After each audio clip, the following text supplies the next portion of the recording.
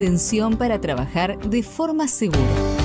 En Profértil trabajamos día a día con los más altos estándares de higiene y seguridad alineados con los Objetivos de Desarrollo Sostenible de Naciones Unidas. Queremos que vos, en el campo, también lo puedas hacer para cuidar tu vida, la de tus compañeros y tu familia, desarrollando una agricultura sustentable. Por eso, en alianza con FAUBA, presentamos el programa de prevención de riesgos en el ámbito rural. A lo largo de 2021, presentaremos videoconferencias a cargo de los más prestigiosos especialistas en la materia. Además, compartiremos información relevante para todos los actores de la cadena agroindustrial.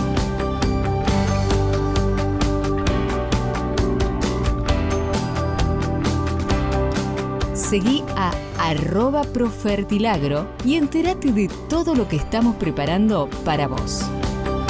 Profértil, vida para nuestra tierra. Trabajar en el campo es saber que hay otros que trabajan por lo mismo. Hay tareas que implican el uso de máquinas, herramientas, manejo ganadero y productos químicos, por lo que requieren especial atención para trabajar de forma segura.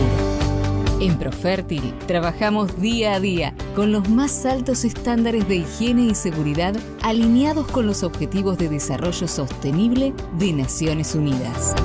Queremos que vos, en el campo, también lo puedas hacer para cuidar tu vida, la de tus compañeros y tu familia, desarrollando una agricultura sustentable. Por eso, en alianza con FAUBA, presentamos el programa de prevención de riesgos en el ámbito rural. A lo largo de 2021, presentaremos videoconferencias a cargo de los más prestigiosos especialistas en la materia. Además, compartiremos información relevante para todos los actores de la cadena agroindustrial.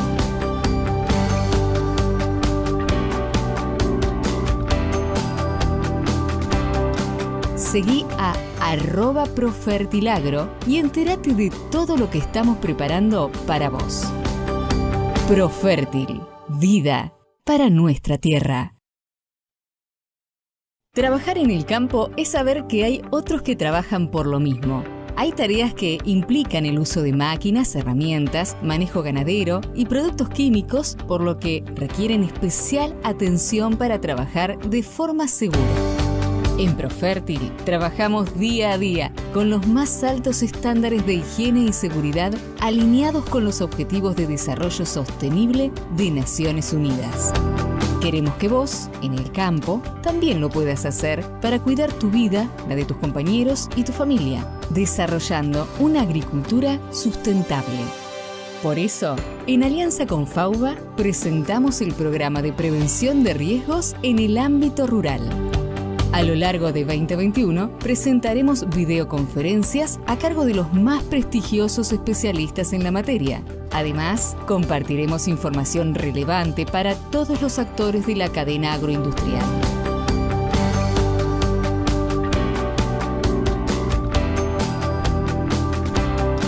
Seguí a @Profertilagro y entérate de todo lo que estamos preparando para vos.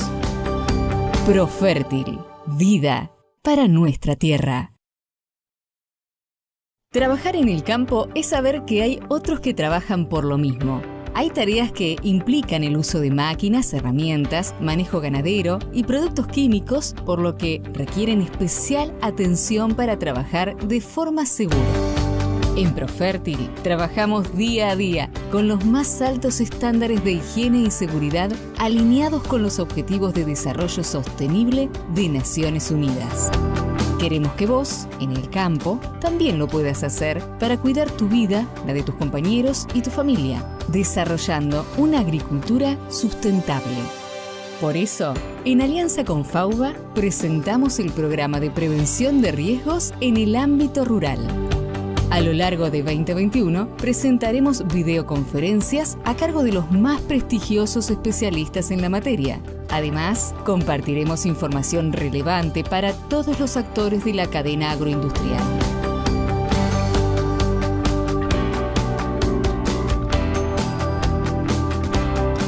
Seguí a @Profertilagro y entérate de todo lo que estamos preparando para vos. Profértil, vida para nuestra tierra. Trabajar en el campo es saber que hay otros que trabajan por lo mismo. Hay tareas que implican el uso de máquinas, herramientas, manejo ganadero y productos químicos, por lo que requieren especial atención para trabajar de forma segura. En Profértil trabajamos día a día con los más altos estándares de higiene y seguridad alineados con los Objetivos de Desarrollo Sostenible de Naciones Unidas. Queremos que vos, en el campo, también lo puedas hacer para cuidar tu vida, la de tus compañeros y tu familia, desarrollando una agricultura sustentable. Por eso, en alianza con FAUBA, presentamos el programa de prevención de riesgos en el ámbito rural. A lo largo de 2021, presentaremos videoconferencias a cargo de los más prestigiosos especialistas en la materia. Además, compartiremos información relevante para todos los actores de la cadena agroindustrial.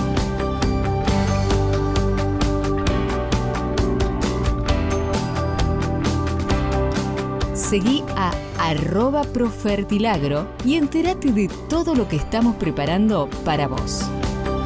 Profértil, vida para nuestra tierra. Trabajar en el campo es saber que hay otros que trabajan por lo mismo. Hay tareas que implican... Mi nombre es Mirta Toribio, coordinadora de investigación y desarrollo de Profértil, y hoy nos encontramos ante esta videoconferencia de este ciclo que denominamos Construyendo Juntos la Agenda Verde Argentina 2030. Desde hace unos años, la producción agroalimentaria comenzó un nuevo desafío, un nuevo camino, hablando sobre soluciones basadas en la naturaleza. La industria de los fertilizantes también comenzamos este camino, con nutrición sostenible, con dos conceptos claves. La nutrición juega un rol clave en la producción de alimentos.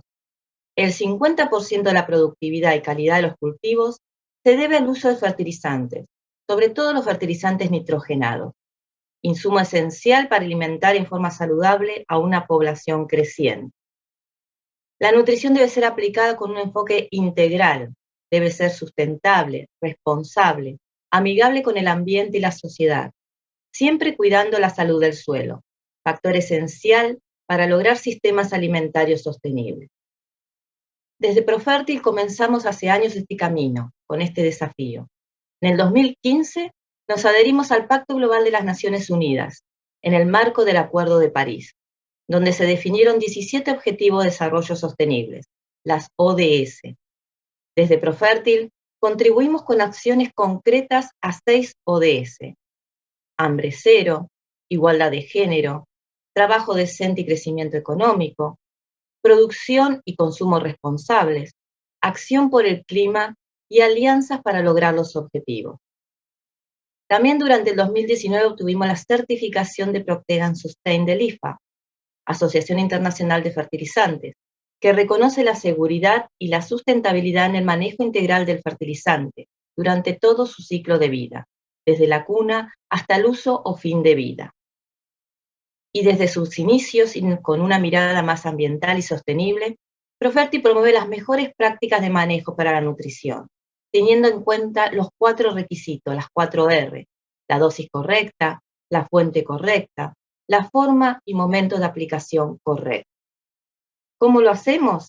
A través de nuestros eventos, como el Prosuelo, que son eventos en donde capacitamos a técnicos, a profesionales y a productores sobre el análisis de suelo, para hacer un buen muestreo de suelo, la elección de laboratorio y la interpretación de ese análisis de suelo para lograr la dosis correcta. También tenemos meeting de aplicación, que son jornadas que llevamos a cabo para difundir las mejores prácticas. Por ejemplo, en los de aplicación son jornadas donde hablamos netamente de la aplicación de fertilizantes. Y esto lo hacemos con empresas como Fertec y Alpina, que apoyan este tipo de difusión. Y también Profértil Excelencias, en donde también capacitamos a los técnicos de nuestros distribuidores. Todo esto lo estamos haciendo desde el año pasado en forma virtual. Estas capacitaciones las pueden encontrar en el canal de YouTube de Profértil, que les dejo el link. El manejo eficiente de los nutrientes a través de las mejores prácticas de manejo permite a los productores agropecuarios no solamente aumentar la eficiencia de uso de los nutrientes y disminuir brechas de rendimiento, sino también aumentar el secuestro de carbono a los suelos agrícolas, reducir las emisiones de gases de efecto invernadero, especialmente los óxidos nitrosos, ya que con el uso de las mejores prácticas de manejo se pueden reducir entre un 7 y 14% las emisiones en el campo. También nos permite mejorar la adaptación al cambio climático. La fertilización es una herramienta clave en sistemas sustentables y también debemos hacer foco en tecnologías que reduzcan las emisiones de gases de efecto invernadero, como son los fertilizantes estabilizados, como es el N-Total Plus, que es un fertilizante que tiene un inhibidor de la ureasa, que disminuye la pérdida de nitrógeno por volatilización y también disminuye la emisión indirecta de gases de efecto invernadero. Hoy nos encontramos en este ciclo de videoconferencias que comenzó el 27 de abril con la charla de los ingenieros Fernando Vilela y Federico Berr, que nos hablaron de construir juntos la Agenda Verde Argentina 2030, el inicio.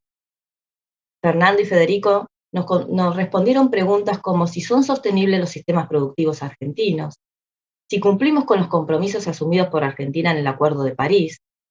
Nos hablaron de la evolución de la demanda de alimento, de qué habla el mundo hoy, las ODS y la cumbre de Food Systems 2021, cosas que nos impactan más de lo que pensamos. El 11 de mayo tuvimos la presencia del doctor Guillermo Peralta, que nos habló de la salud del suelo, clave para sistemas cada vez más eficientes. Guillermo nos contestó preguntas como si conocemos bien nuestro ambiente de suelo y su estado de salud, qué necesitaríamos tener en cuenta para un adecuado diagnóstico, cómo puede impactar el estado del suelo en la eficiencia de uso de los recursos y nuestro impacto ambiental, cómo puede impactar nuestro manejo sobre el estado de salud y eficiencia. Y hoy, 20 de mayo, contamos con la presencia de los doctores Fernando García y Nahuel Reusi Calvo, que nos van a dar nutrición a la carta, trigo y cebada. Fernando y Nahuel van a discutir sobre brechas de rendimiento entre actuales y alcanzables en ambos cultivos, y nos van a contestar preguntas como cuál puede ser el aporte de la nutrición en un año con cambios de las relaciones insumo-producto, cómo manejamos nitrógeno para rendimiento y calidad, por qué es importante establecer los cimientos con fósforo, qué podemos esperar del azufre y de otros nutrientes en distintas zonas agrícolas. Bueno, sin más, los dejo con Fernando y con Nahuel, al que agradecemos en estar en esta última charla de este ciclo de campaña de trigo. Y les recuerdo que pueden dejar sus preguntas en el chat de acá de la página, al cual después de la charla de Fernando y de Nahuel vamos a contestar o van a contestar todas las preguntas. Así que espero sus consultas. Bueno, sin más, los dejo con Fernando García y Nahuel Reusi Calvo. Muchas gracias.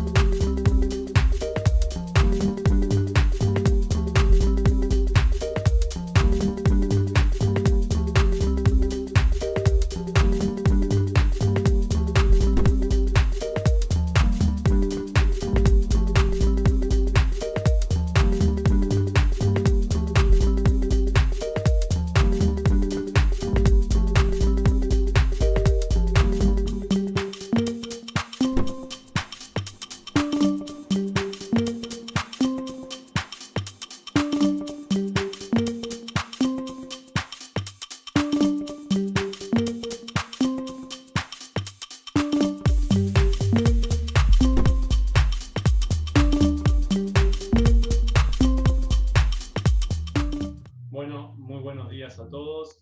Gracias, Mirta, por la presentación. Es un placer, tanto para Fernando como para mí, participar de este ciclo de videoconferencias de Profertil. Bueno, Fer, buen día, aprovecho para saludarte. ¿Cómo andás? Buen día, Nahuel. Igualmente para mí también, un gusto poder estar en este ciclo de conferencias de Profertil y bueno, compartir con toda la audiencia, con todos los que nos están viendo y los que nos verán después en diferido, esta nutrición a la carta, trigo y cebada. Contanos, Nahuel, un poco. Bueno, como decías, la idea de hoy es, le pusimos, con Fernando titulamos Nutrición a la carta en trigo y cebada, y toda carta en general tiene un buen menú o varios menús. Nosotros acá le trajimos uno de los menús que podíamos compartir con ustedes en estos 45 minutos. Y como todo el menú va a tener una entrada, esa entrada se llama Está mal pero no tan mal. Todo parecido con el conductor Guido Gasca, es solo una cosa de casualidad. Después tiene un plato principal o un primer plato, como todo menú, el cual se denomina la bala de plata, para esto de fina, trigo y cebada. Un segundo plato, porque hoy Fernando estaba con hambre, se va a llamar cimientos, y ahí alguna pista tenemos sobre qué vamos a hablar. Luego vamos a ir al postre, obviamente por un buen menú tiene que tener un postre, y en el postre tenemos el plus. Y por último, siempre es bueno un café, y ahí vamos a ver lo que se denomina la ley del mínimo. Entonces, este es el menú que tenemos para compartir con ustedes. Obviamente, Fernando, ya sabés quién lo va a pagar. Esto te toca a vos hoy. Te toca a vos. No te voy a mandar al arco, pero te voy a hacer pagar el menú. Así que bueno, arranquemos con la entrada. Esto de, bueno, estamos mal, pero no tan mal. Y respecto a esto, la pregunta y el ida y vuelta que íbamos a generar era respecto a, bueno, ¿qué nos dicen los balances de nutrientes en general y las eficiencias de uso de nitrógeno en fina en la región pampeana? ¿Estamos mal? ¿No estamos tan mal? ¿Qué nos podés contar respecto a esto? Sí, un poco vos decías que la entrada la marcábamos con ese está mal, pero no tan mal, ¿no es cierto? Entonces, vamos a empezar a ver un poco los balances en primer lugar, ¿no es cierto? La primera visión que podemos tener es una visión general acerca del balance parcial de nutrientes en trigo, que es lo que ustedes están viendo ahora en pantalla. Ese balance parcial fue generado por el trabajo de Juan Pablo Monzón, Patricio Brasini y colaboradores. Es un trabajo que está en elaboración a partir de toda la información generada por el programa de RETA de la Bolsa de Cereales de Buenos Aires. Y lo que Juan Pablo y Patricio armaron fueron estos mapas que nos muestran los balances parciales en distintas zonas trigueras para nitrógeno, para fósforo y para azufre. Como ven ustedes, los promedios están ahí marcándonos que aplicamos 7 kilos menos de lo que nos llevamos en granos de trigo, de nitrógeno. En el caso del fósforo, el mapa del medio, estamos casi balanceados, tanto aplicamos como tanto sacamos.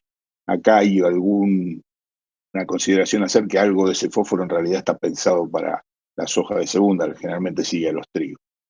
Y el mapa de la derecha, que nos muestra la situación de azufre, nos indica un promedio de 5 kilos de balance negativo, es decir, sacamos de los suelos 5 kilos más de lo que aplicamos de azufre. Lo interesante también que cuando ven estos mapas vean que hay mucha variabilidad entre las distintas zonas, ¿no? Los colores verdes muestran balances positivos, los colores rojos más oscuros balances más negativos. O sea, hay una variabilidad entre las zonas. Pero decimos con Nahuel que está mal, pero no tan mal, porque estaríamos en déficit de nitrógeno, en déficit de azufre y casi equilibrados en fósforo. De todos modos, de vuelta, hay mucha variabilidad entre las zonas. Esta es una visión general, esos promedios. Por supuesto, hay que ir a ver zona por zona. Entonces, estamos mal, pero no tan mal. Vamos a enfocarlo ahora un poquito más en detalle para el caso de nitrógeno. Y Nahuel les planteaba en la pregunta cómo estamos de eficiencias de uso de nitrógeno en la fina. Y para eso vamos a usar un índice, el que está ahí arriba, denominado productividad parcial del factor que es simplemente el rendimiento de un cultivo dividido la cantidad de nitrógeno aplicado, en nitrógeno aplicado. Es decir, el rendimiento que ustedes tienen en un lote lo dividen por la cantidad de nitrógeno que aplicaron. Este es un índice de eficiencia de uso de nitrógeno bastante utilizado a nivel mundial, y una propuesta que tomamos con Nahuel fue esta de adaptar esta figura que propone el panel de expertos de nitrógeno de la Unión Europea. En esta figura ustedes lo que ven es el rendimiento en el eje vertical en función de la dosis de nitrógeno en el eje horizontal. Van a ver ahí una serie de líneas que marcan distintos niveles de eficiencia de uso de nitrógeno, la roja un 25%, la amarilla un 50% y la verde, la superior, un 90% de eficiencia de uso de nitrógeno, con sus correspondientes productividad parcial del factor nitrógeno. Arriba 50 kilos de grano por kilo de nitrógeno aplicado, 30, o abajo 15 kilos de trigo por kilo de nitrógeno aplicado. El panel de expertos de la Unión Europea también propone un par de cosas muy interesantes para nosotros. El máximo exceso que ellos admiten, que es de 80 kilos de nitrógeno, la línea punteada que está ahí por el medio, y definen un rango ideal que está, digamos, en el área, en la zona entre ese máximo exceso y la eficiencia de uso del 90%, u obtener 50 kilos de trigo por kilo de nitrógeno.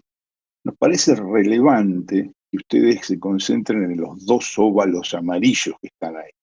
Fíjense que cuando yo, por ejemplo, tengo muy altos rendimientos y aplico poco nitrógeno, generalmente voy a estar en balances negativos. Estoy en un riesgo de degradación del suelo. La contracara, cuando yo aplico mucho nitrógeno y rinde poco el cultivo, estoy en ese riesgo de contaminación que estamos ahí marcándole, ¿no? Abajo a la derecha. Tengo balances en exceso muy positivos. Por lo tanto, de vuelta, la zona correcta es la ideal. ¿Dónde estamos en Argentina, en promedio para trigo a nivel país? Bueno, más o menos donde marca esa estrellita, ¿no es cierto? Dosis promedio de 60, 70 kilos por ahí, rendimiento promedio, digamos, alrededor de 3 toneladas. ¿Dónde deberíamos buscar de estar? ¿Dónde tenderíamos a estar? Siempre dentro de esa franja de ideal, lo ideal sería estar en niveles de rendimiento de 6.000 kilos o más. Obviamente que eso lo tenemos que acompañar con un incremento en la dosis de nitrógeno si queremos estar en esos niveles de rendimiento, probablemente en alrededor de 200 kilos por hectárea. Esto, una visión general, obviamente, ¿no es cierto? Y lo que tenemos que hacer fundamentalmente es definir para cada lote, para cada ambiente dentro de cada lote, qué es lo que tenemos que hacer, ya sea con el nitrógeno, con el fósforo y con el azufre. Pero obviamente nitrógeno es la bala de plata. Entonces, con esta entradita, digamos, Nahuel, mi pregunta para vos ahora sería, ¿cuáles son las herramientas? Perdón, sí, me olvidé de comentarles esto también. Tenemos también una definición general de los niveles que tendrían que aplicar. Yo me había quedado con ese, disculpen, de 6.000 kilos y 200 kilos de nitrógeno, pero si buscamos esos 40, 50 kilos de trigo por kilo de nitrógeno aplicado, más o menos deberíamos estar para 5.000 kilos en aplicaciones de 100 a 125 kilos de nitrógeno. Entonces retomo, Nahuel, y disculpas por esa omisión. Tengo siempre en los lotes que voy a buscar 5.000 kilos que aplicar 100 a 125 kilos de nitrógeno, es decir, ese comentario que damos general a partir de ese índice de productividad parcial. ¿Es siempre así? ¿Cuáles son entonces, ahora sí, las herramientas para definir esa bala de plata que es nitrógeno, ¿no? La que construye rendimiento y algo más, creo que por ahí, ¿no? Sí, Fer, tal cual como decís, digamos, digamos, lo que mostraste anteriormente es una situación promedio a la que uno apuntaría.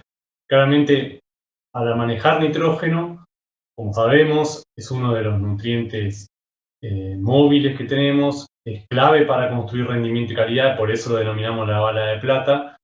Lo que tenemos que hacer es siempre enfrentar en este tipo de nutrientes lo que es la demanda por un lado, o sea, nuestro rendimiento, nuestra proteína objetivo de ese trigo, de esa cebada, contra la oferta natural de ese nutriente. Y esa oferta, recuerden ustedes, que está integrada por 3 pools, llamamos. Un pool que es la disponibilidad de nitrógeno como nitrato, que es la que mayoría de los productores miden, la mayoría del 25% de los productores que hacen muestreo de suelo. Pero bueno, dentro de ese subgrupo, la mayoría hace determinación de nitrato en presiembre, que nos da una foto, nosotros llamamos, siempre con Fernando, porque ustedes saben que este nitrógeno como nitrato es una forma inorgánica lábil extremadamente móvil y expuesta a distintos mecanismos de pérdida y transformación del sistema. Por lo tanto, no es más ni menos que una foto, pero nos dice, bueno, ¿dónde estamos parados? Luego, el otro pool es lo que nos aporta ese suelo según historia agrícola y uso de ese lote por mineralización durante el ciclo de cultivo, que nosotros le llamamos la película, y que algún estimador de esto es el NAN. Y el tercer pool que tenemos ahí es el efecto antecesor, que juega como un crédito de nitrógeno o generando una inmovilización de nitrógeno para la fina, el cultivo de fina que sigue. Entonces enfrentamos, definimos demanda, definimos oferta, y la diferencia entre oferta y demanda surge la dosis de nitrógeno que debemos aplicar. Esta dosis la definimos obviamente en presiembra, y lo que también sabemos es que tanto esa oferta, pero particularmente esa demanda, en la que tracciona la necesidad de nitrógeno, son variables en el espacio, pero particularmente en el tiempo, según las condiciones del año. O sea, yo hoy fijo esos 5.000 kilos que decía Fernando, pero por ahí el año, dentro de un mes y medio o dos, da para unos 6.000 kilos o 4.000 kilos. Al cambiar esa demanda, si yo no acompaño con cambio en oferta, obviamente después puedo tener problemas, primero de calidad y luego de rendimiento. Por eso es clave definir demanda, definir oferta, pero esta decisión inicial monitoreada. Y ese es el tercer punto. Entonces, las herramientas que tenemos para esta bala de plata es entender y definir bien la demanda, ¿tá? Con toda la información histórica de probabilidad, definir demanda y pensar en rendimiento, pero también vamos a ver en pensar en proteína. Y por otro lado, tratar de hacer la mejor interpretación que pueda de la oferta de nitrógeno. Todo esto monitoreado, ¿tá? Entonces, me parece ver que como primer punto de partida de este plato principal es, bueno, tenemos estas herramientas, tratemos de usarlas, tratemos de hacer más y mejores diagnósticos para ir construyendo desde el inicio ese rendimiento y esa calidad en cereales de invierno. ¿Te parece si seguimos con este plato? Sí, yo creo ahí, Nahuel, que por ahí la pregunta sería, si vos dijiste que lo gobierna la demanda, entonces la pregunta que nos queda y que queremos marcar ahora claramente es si la demanda es nada más que rendimiento, es decir, que miramos nada más que rendimiento objetivo, o tenemos que mirar también rendimiento y proteína. Vos hablaste de producción, pero también hablaste de calidad. Entonces tenemos un mensaje que darles en cuanto a esto de la bala de plata, buscando qué, ¿no es cierto? Rendimiento y proteína. Contanos un poquito de eso. Sí, tal cual. Como le mencionaba a Fernando, digamos esto de que generalmente uno piensa en la demanda como rendimiento y ahí es donde muchas veces nos llevamos sorpresas. ¿Por qué? Acá le vamos a presentar a modo de ejemplo para el cultivo de cebada. Lo que les muestra ese gráfico es el contenido de proteína en grano en cebada en función de una disponibilidad de nitrógeno, dice óptimo, del óptimo económico para construir rendimiento. Entonces, ¿eso qué me está diciendo? Que en promedio, yo trabajo mirando el óptimo económico para rendimiento en cebada. En general, los contenidos medios de proteína están por debajo del estándar. O sea que, en promedio, lo que nos está diciendo es que si nosotros solo pensamos en, cuando definimos demanda, en mirar rendimiento, o miramos rendimiento pero después, y proteína, pero no monitoreamos, por lo tanto, no sabemos cómo va cambiando esa demanda, es muy probable que nos quedemos cortos en proteína. Y no es solo perder calidad en este caso, Fer, sino también que lo que se ha visto es que si tenemos 9% de proteína, tanto en trigo como en cebada, en promedio de distintas condiciones, perdemos también producción. Tenemos un 10% de pérdida de rendimiento. Esta información nos parece clave y por eso la enfrentamos con Fernando respecto a que cuando ustedes fijen la demanda, consideren no solo el rendimiento que quieren obtener, sino con qué proteína para poder luego, al momento de la cosecha, realmente estar más cerca de ese óptimo. Y cuando hagan sus relaciones insumo-producto, obviamente consideren la calidad como uno de los factores. Creo que está claro ahí, Nahuel, que obviamente no es rendimiento solo, ¿no? Sino que es rendimiento y proteína, ¿no? En definitiva, tener nitrógeno en ese grano para llegar a esos rendimientos y contenidos de concentraciones de proteína que buscamos, ¿no? Sí, así es, tal cual. Esa es la idea. Y también considerar, medio cerrando estas dos preguntas, es que obviamente nuestras variedades tienen cada vez mayor potencial de rendimiento, o sea, mayor demanda, y por otro lado nuestros suelos cada vez están más degradados, o sea, menor oferta. En definitiva, los ingresos de nitrógeno que necesitamos para mantener esos niveles de producción van a ser mayores. Y decimos ingresos de nitrógeno porque pueden ser de distintas vías. Si queremos, además, cerrar ese balance promedio negativo que vimos para trigo en la región pampeana, ¿no? Exacto, sí, y por ahí volver a recordarles que acá estamos buscando definir una de las R que marcaba Mirta al principio, ¿no? Que era esa de la dosis de nitrógeno. Acá ya tenemos una fuente concreta, la bala de plata, que es nitrógeno, y la dosis la definimos a partir del escenario que vos nos presentaste de la oferta que nos puede dar el sistema, nitrato en el suelo, estimación de la mineralización, eventualmente la contribución o penalidad que puede poner un cultivo antecesor. Pero una vez que hablamos de esta bala de plata y la dosis correcta, Mirta nos marcaba que son 4 las R's, ¿no? Y nos falta hablar de momento y lugar correcto. Entonces acá la pregunta que nos planteamos con Nahuel era nitrógeno 24/7, por supuesto, siempre tiene que estar disponible, pero entonces ¿en qué momento y en qué forma o en qué lugar lo tenemos que aplicar? A ver, contanos algo de momento, Nahuel, por ejemplo. Bueno, como vos decías, Fer, digamos, solo definimos dosis, nos falta las otras partes de esas 4R. Y pensando en momento, siempre nosotros lo que miramos es la dinámica del nutriente, no solo en el suelo de la planta, o sea, cuándo lo necesita y cómo lo necesita, el agua clave para el nutriente móvil para llegar a esa, digamos, a raíz, sobre todo son aplicaciones que no son vía foliar, y la oportunidad que tengo de intervenir durante el ciclo de cultivo. Digamos, ¿ah?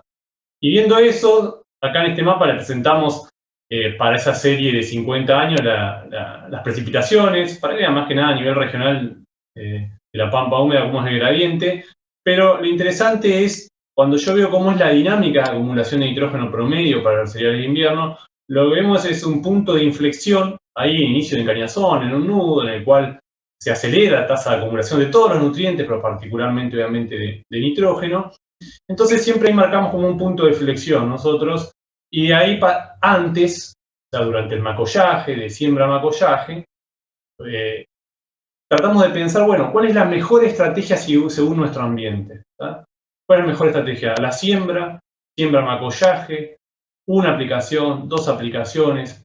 Bueno, para esto, lo que tenemos que ver, una de las cosas que deberíamos ver, bueno, es cómo es la distribución de lluvias durante ese periodo. Y si nos ponemos en el sudeste bonaerense, vemos que en general, ven que la distribución de lluvias en los meses de macollaje, digamos, no hay una limitante hídrica en la mayoría de los años. Es más, si vamos un poco más y analizamos un poco probabilidades, les comento que es una zona en que en general, desde la siembra hasta el inicio de macollaje, hay una probabilidad bastante alta de tener excesos hídricos, por lo tanto, colocar el nitrógeno muy temprano, entendiendo cómo es la dinámica del nutriente y cómo es la distribución de lluvias, no sería la mejor estrategia.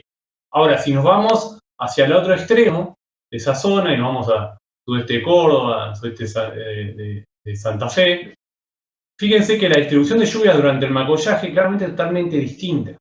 Digamos, durante el macollaje no hay agua en la mayoría de los años, por lo tanto, la aplicación de nitrógeno durante el macollaje tendría un riesgo mayor debido a cómo se distribuyen estas lluvias. Entonces, en un panorama general y en esta transecta imaginaria que hicimos con Fernando, podríamos decir que de un lado nos vamos a esa aplicación en 1 o 2 hojas, un nudo I, pongo un nudo I en el sudeste o en ambientes sin limitaciones hídricas, porque puedo seguir aplicando nitrógeno más tarde para construir rendimiento de calidad, porque en general no tengo limitantes hídricas. Ahora, cuando nos vamos a zonas con menor lluvia durante el macollaje, lo que vemos es que claramente el nitrógeno, como primera decisión, debe ir temprano. eso no quita que debo tener la posibilidad de monitorear esa decisión durante el ciclo de cultivo, debido a que si un año por casualidad o un año de cada 10 tengo una mejor distribución de lluvias, o mayor intensidad o mayor disponibilidad de agua, bueno, poder captar ese cambio en la demanda del ambiente. ¿Ah? En síntesis, un poquito para comparar estas dos zonas, si hablamos de la zona del sudeste como una zona húmeda y más hacia el lado del noroeste de provincia de Buenos Aires como una zona seca, y ahí tenemos el ejemplo de Villegas, o el ejemplo de acá del sudeste de Balcarce y zona, promedio de 3 años lo que vemos es que siempre al macollaje tengo mejores rendimientos que aplicaciones a la siembra. Esto es promedio vario, esto es lo que se ve generalmente. Después podemos hablar de la logística y de la posibilidad de intervención y demás, pero siempre inicio macollaje, mediados macollaje, tiene una mayor eficiencia y mayor rendimiento que las aplicaciones a la siembra, por eso de que vemos cómo es la distribución y la probabilidad de excesos hídricos. Si nos vamos a ambientes con otras características, obviamente los potenciales son otros, pero esta ecuación se nos da vuelta. La mejor estrategia es ir con aplicación de nitrógeno siempre temprano. ¿tá? Entonces, hasta acá definimos dosis con las herramientas que les mencionamos, remarcamos la importancia de fijar demanda con rendimiento y proteína, vimos que para entender el momento óptimo hay que conocer procesos, y esos procesos son la dinámica del nutriente en la planta, la distribución de agua y la oportunidad que puede intervenir durante el ciclo de cultivo, pero también hay mucho, Fer, de, bueno, la localización de ese fertilizante, ¿no? Sobre todo en ambientes que voy de maíz a fina, que tengo mucho residuo. ¿Qué nos puedes contar de esto? Sí, es el orden que le pretendimos dar a este menú hoy, ¿no? Y justamente nos vamos a meter en la forma o el lugar, como bien dice Nahuel, en los últimos años estamos viendo muchos más trigos que van sobre maíz, ¿no? Con una expansión en el área de maíz, que años anteriores veíamos más trigos sobre soja. Entonces ahora, con estos cambios que vemos muchas veces en los antecesores, podemos llegar a ver o a mirar con mucho más detalle dónde vamos a aplicar ese nitrógeno. Entonces le quisimos traer 2 ejemplos que nos parecían valiosos para que lo tengan en cuenta, ¿no? Acá hay 2 figuras, una ya de hace algunos años de nuestros queridos Cachi Gambaudo y Hugo Fontaneto, allá a mediados de los 90 en Inter Rafaela.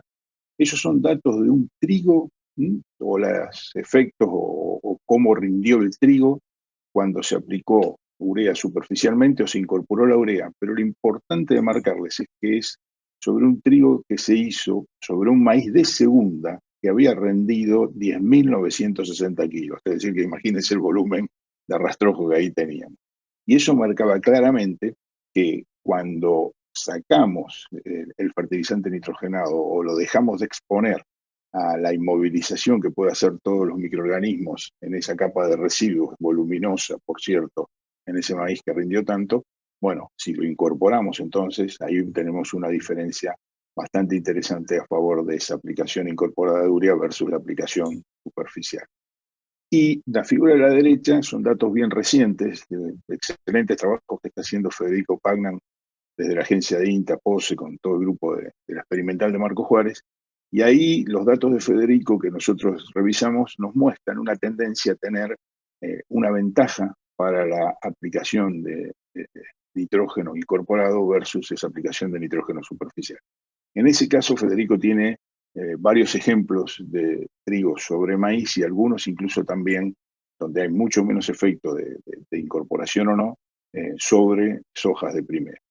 Es decir, por ahí, la síntesis, Nahuel, que creo que, o lo que tenemos que dejar el mensaje acá, es que si estamos trabajando con volúmenes de rastrojo de cultivo anterior, amplios o grandes, digamos, voluminosos, perdón, entonces ahí tendríamos que tratar de ir a un tipo de fertilización incorporada de manera tal de darle una ventaja al cultivo por sobre toda la microflora, todos esos microorganismos que están descomponiendo el rastrojo que está superficialmente.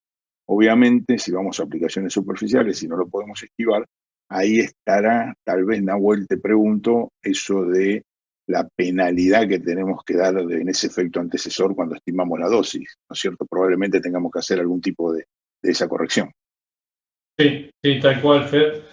Y esto aún más importante lo vemos, fíjense que los dos ejemplos son en zonas en las cuales la distribución o la frecuencia de precipitaciones durante el macollaje es muy baja, o sea, ambiente en el cual si sobre todo no incorporo ese fertilizante y lo dejo en superficie, también tengo una baja probabilidad de que se incorpore por efecto de la lluvia, y además tengo ese residuo más cerca, más activo, que puede generar esa penalidad, como siempre decimos, que hay que empezar a ponerle números. Ya se están haciendo algunos trabajos, pero empezar a ponerle números en nuestros modelos de diagnóstico, ¿no? Pero bueno, hasta acá el plato principal me parece que fue bastante abundante, así que vamos a ir al segundo plato, si te parece. Y respecto a esto, digamos, ese segundo plato lo llamamos los cimientos, y decíamos los cimientos con fósforo, dábamos pie a eso. Y acá la pregunta que siempre surge, Fede, es, bueno, ¿qué hacemos? ¿Miramos el cultivo, miramos la secuencia o miramos el sistema? Tan mal no estamos cuando vemos solamente ese trigo en cuanto al balance de fósforo, medio como vos decías, engañado en cierta forma por esa dosis pensado en trigo soja de segunda o trigo o cebada soja de segunda. Pero bueno, ¿qué nos podés contar respecto a esto? ¿Cómo lo ves?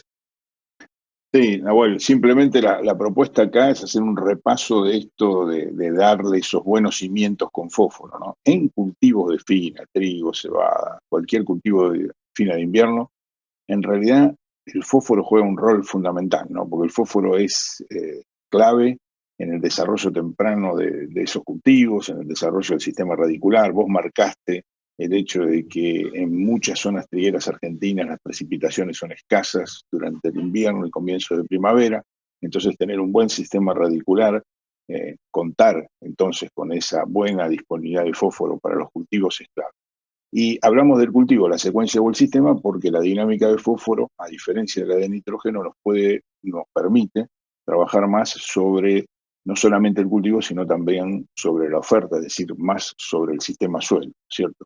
Entonces podemos enfocar de fertilizar el cultivo que sigue, el trigo, eventualmente el trigo soja, lo cual es correcto, o pensar más en el sistema, es decir, ir mejorando los niveles de fósforo del suelo, algo que podemos hacer por los efectos residuales que tiene las aplicaciones de fósforo en nuestros suelos de todas las zonas trigueras del país.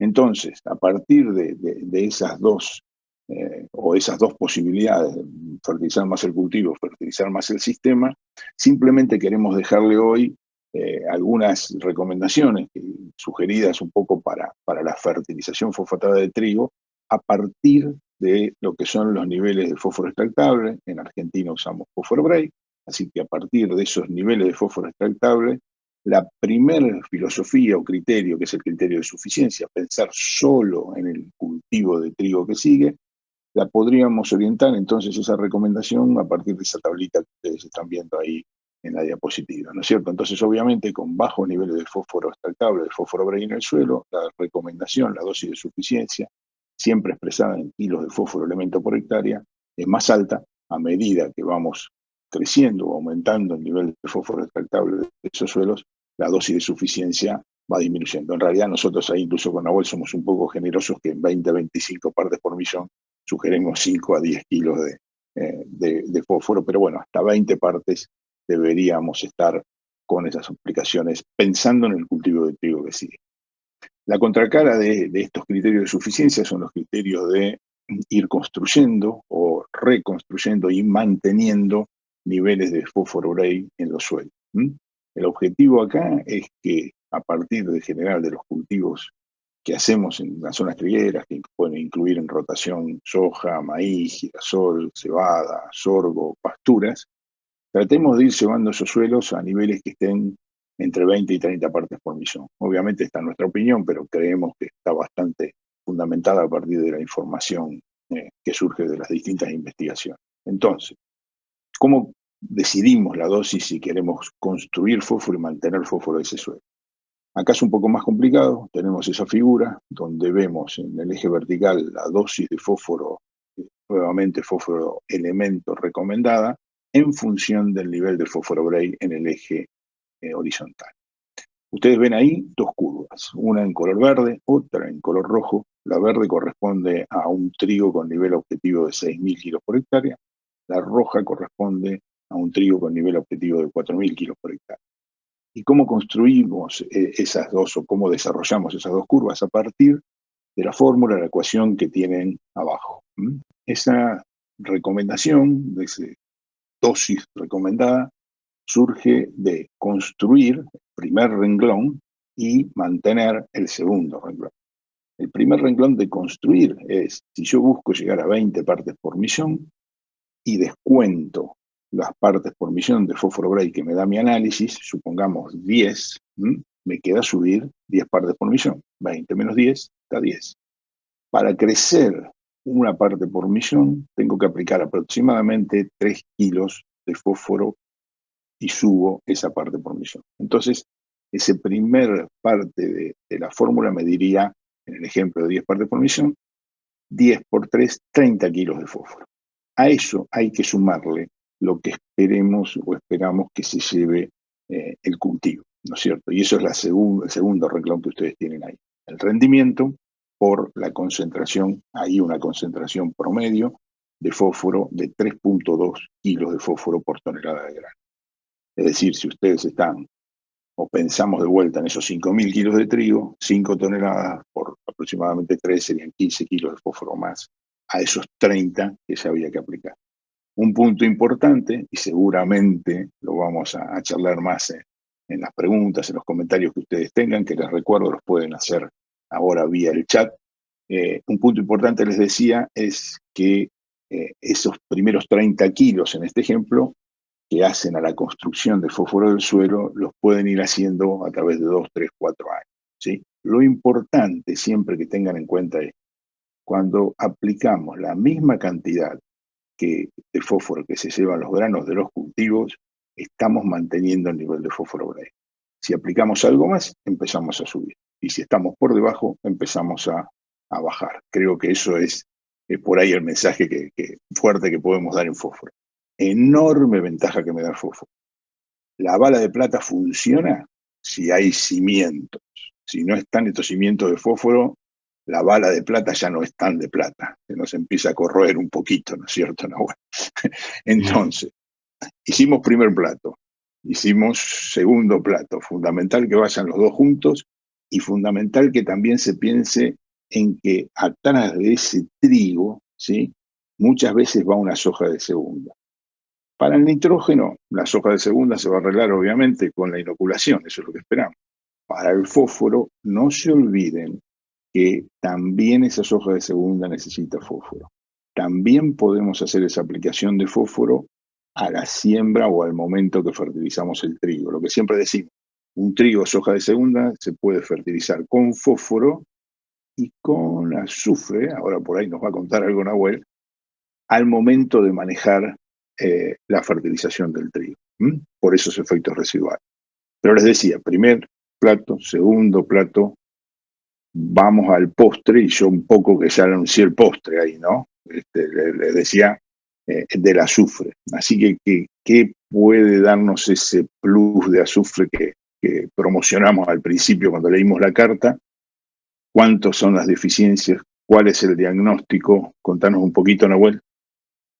Bueno, sí, Fer, tal cual, digamos. Dijimos la bala de plata nitrógeno, hacer el cimiento con fósforo y el azufre, ¿dónde está? Bueno, para empezar, esta imagen seguramente la deben conocer. Es de la zona de Villa Cañas, Teoderini y demás, son ensayos de resultados del CREA. Y lo que muestran ahí respuestas al azufre de distinta magnitud, como ven ahí, ¿tá? En el primer caso de 3.200 hasta 3.600 kilos y en el segundo de 4.400 a 5.100 kilos en el cultivo de trigo. La clave, como nosotros decimos siempre para el caso de azufre, es considerar lo siguiente, que tenemos que poder identificar esos lotes con problemas de azufre. Una vez que lo identificamos, y ahí para identificar lotes o situaciones con deficiencia es más complejo que para los demás nutrientes. Para fósforo, Fernando les mostraba, usamos el extractante Bray. Para nitrógeno, vimos que tenemos que tener varias consideraciones respecto a la oferta, respecto a la demanda. Y si bien azufre se comporta parecido al nitrógeno por su dinámica en el suelo, principalmente y por los pools, la importancia del pool orgánico, es un poco más complejo la caracterización e identificación de sitios con problemas. Para esto lo que tenemos que contar es medir sulfato inicial, podemos tener alguna aproximación también del aporte por mineralización de azufre a partir del NaN, conocer también la historia de esos lotes, la presencia de napas y si esas napas tienen los sulfatos, si por casualidad hago algún cultivo bajo riego, ver si esa agua de riego está aportando sulfatos. O sea, tengo que hacer una caracterización un poco más integral para identificar estos sitios con problemas. Ante la duda, una de las formas sencillas que tiene el productor, nosotros siempre decimos para identificar sitios con problemas es, bueno, no pude hacer la determinación de sulfato inicial, tengo mis dudas, bueno, hagan una franja en el lote cruzando sin limitaciones de azufre y miren esa franja.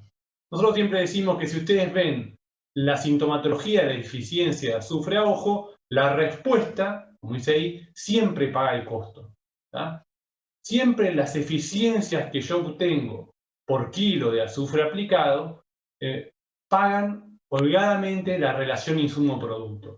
En general hablamos de eficiencias que pueden llegar hasta 80 kilos de grano por kilo de ese aplicado, cuando la relación insumo-producto en el peor de los casos, en el peor de los años, no llega a 10 a 1. ¿Tá? Entonces, claramente es 8 o 10 o 12 a 1 las relaciones. Entonces, la clave es identificar esos sitios para usar azufre en el cultivo, en este caso en trigo, pero pensando en el trigo y la soja de segunda. Recuerden que los cultivos de segunda son los que más sufren la deficiencia de azufre, digo, el consumo que hace el cultivo entresor. Y después lo otro, que el tercer punto y clave es que este azufre se recicla en el sistema, si bien es móvil en el suelo, como tiene una menor movilidad en la planta, me queda en el residuo y eso después de que se descompone lo aprovechan los cultivos que siguen en la rotación. Entonces, como clave de azufre es, bueno, poner las antenas a identificar los sitios con problema. Una vez que lo identifico, trabajar con el azufre para el cultivo, para la secuencia, y recordar que ese azufre va a quedar en sistema como reciclado a partir de los residuos. ¿Tá? Ahora, siempre está la duda de, bueno, pero ¿cuán frecuente es esta deficiencia? Y acá lo que le traemos es un ejemplo para una zona del sudeste bonaerense que se caracteriza, a diferencia de lo que demostré esa foto del sur de Santa Fe, con mayores contenidos de materia orgánica, por lo tanto el aporte por mineralización debería ser mayor de azufre, como también de nitrógeno, pero también lo que nos muestran los mapas es que en general todos los ambientes, y particularmente también los del sudeste bonaerense, se han ido degradando, han perdido esos pools orgánicos lábiles, y aún en ambientes de 4.800 hasta 10.000 kilos de trigo, con tratamientos que lo que tratamos de mostrar ahí es con y sin azufre y el rendimiento para cada uno de esos sitios, vemos respuestas en el 35% de los sitios. Más o menos, estos son una red de ensayos, que hizo un par de años, pero ya en ambientes en el cual uno esperaría que es poco probable, desde el punto de vista de la fertilidad natural de esos suelos, tener respuesta al agregado de azufre. Cada vez es más frecuente tener respuesta al agregado en trigo y en algunos casos llega a ser hasta un 8% del rendimiento, como muestra acá, de prácticamente 800 kilos por hectárea. Por lo tanto, la clave de todo esto siempre es hacer diagnóstico para identificar los sitios y poder intervenir durante el ciclo de cultivo. ¿Tá? Después podemos hablar de las otras R's y cómo definimos dosis. Pero, ojo, como le decía Fernando también para fósforo, que el azufre lo necesita el trigo, el azufre lo necesita la cebada, pero lo necesita aún más la soja de segunda. Y eso se ve en la zona núcleo. Estos son datos ya de 20 años, pero se ve claramente el efecto residual del azufre en la soja de segunda. Fíjense, 500 kilos. Ya se veían hace 20 años 500 kilos de respuesta en soja de segunda al azufre aplicado en trigo. Pero no tenemos que ir tampoco tan allá. Fíjense que en el 2007-2008, acá en el sudeste, si bien había que buscar los sitios, ya teníamos respuestas en algunos ambientes muy degradados al agregado de azufre en soja de segunda de ese azufre aplicado en el trigo antecesor. Entonces, como síntesis un poco de esto, identifiquemos los sitios con problema. Una vez que identificamos esos sitios con problema, trabajemos con el azufre pensando en el doble cultivo, ¿tá? Y recuerden que ese azufre se recicla en cierta forma en el sistema. Entonces, claramente tenemos ese puffer, del azufre.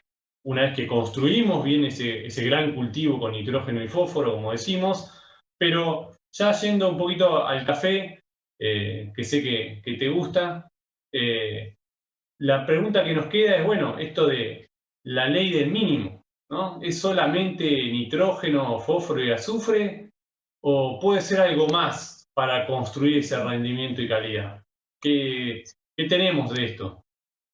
Sí, acá lo que queremos enfatizar claramente con Nahuel es el hecho de que el nitrógeno es la bala de plata, fósforo hace los cimientos y hay un plus muy interesante de azufre, como les decía Nahuel, para ya todas las regiones trigueras en general, pero obviamente existe la ley del mínimo, ¿no es cierto? Y sobre esa base de buen manejo de nitrógeno, buen manejo de fósforo y buen manejo de azufre, podemos llegar a captar respuestas en rendimiento porque estamos viendo deficiencias de algunos nutrientes, específicamente de algunos micronutrientes, en gran parte de la región productora argentina, ¿no es cierto? Un ejemplo que le queremos mostrar es el caso de zinc, ¿no es cierto? Y vamos a mostrar simplemente un par de ejemplos y ir comentando.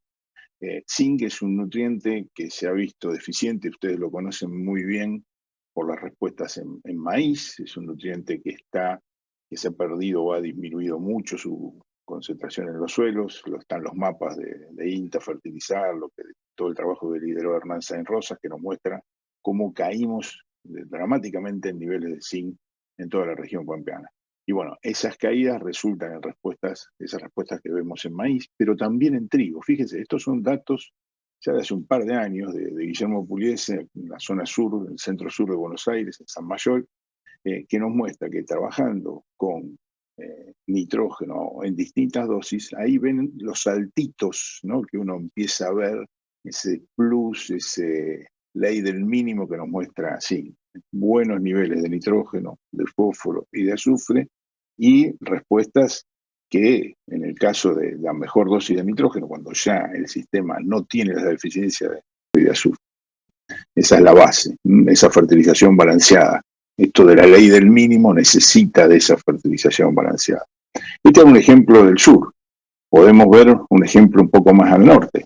Estos que ven ahora son datos en trigo y cebada del uso de zinc y de boro. Vamos a hablar un poquito también de boro. Datos de Gustavo Ferrari ya también de hace algunos años. Ustedes ven la campaña 2014, que nos muestra que sobre nitrógeno y azufre, lo que es la barra amarilla, la aplicación de zinc, la barra roja, o de zinc y boro, la barra verde. Ahí ya en la cebada, el grupito de barras de la izquierda con respuestas significativas y con tendencia. Traemos boro porque el boro tiene residencia en la materia orgánica del suelo. Es muy parecido a la reserva de nitrógeno y azufre. Nahuel nos contó muy bien los temas que tenemos de nitrógeno y azufre por la caída de materia orgánica, la pérdida de fertilidad de los suelos que estamos viendo.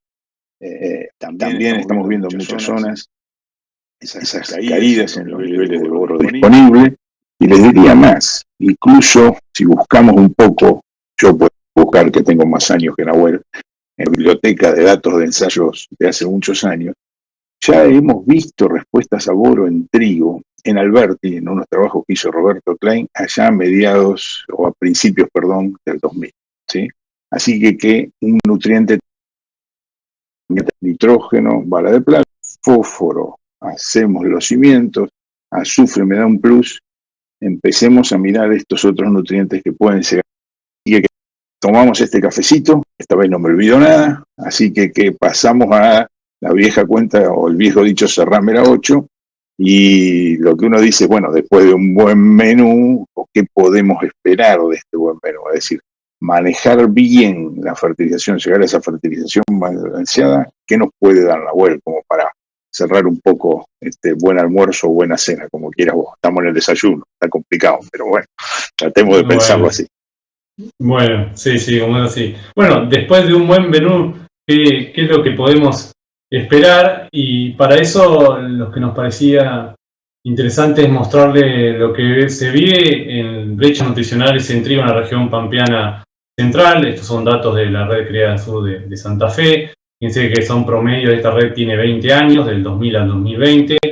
Y lo que precios contrastantes en cierta forma, dos rotaciones, sitio contrastante, el de arriba, fíjense que es una rotación maíz, trigo, soja, con baja fertilidad inicial, o sea que la oferta natural de todos los nutrientes para los cultivos de trigo que se hicieron en esa rotación parte de un punto muy bajo, y además tiene una alta demanda, ¿tá? Esto de oferta y demanda para nutrientes móviles.